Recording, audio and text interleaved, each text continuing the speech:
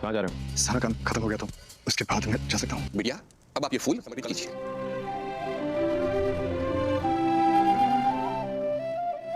Star plus का most popular drama ये रिश्ता क्या कहलाता का आने वाले एपिसोड होने वाले हैं धमाकेदार। जी हाँ दोस्तों, दरअसल आने वाले एपिसोड में आप लोग देखने वाले हैं कि उधर अरमान जब देखता है कि भाई अब फाइनली शादी हो रही है अभीरा और अंजुमन की, तो वहाँ से वो जाने की कोशिश करता है।